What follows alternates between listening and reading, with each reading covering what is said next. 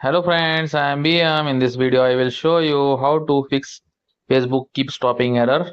Okay, let's start the video. Please like this video, subscribe my channel, hit bell icon.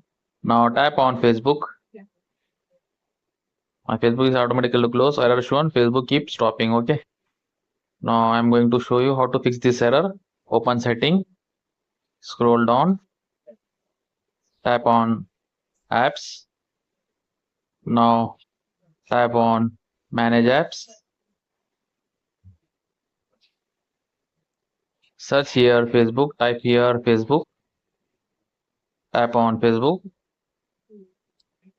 Now tap on right side bottom clear data.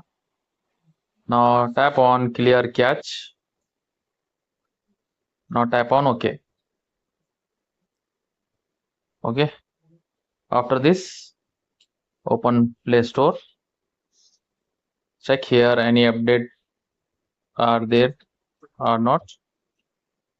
Okay, my Facebook is already updated. Okay. Now there is no option to update.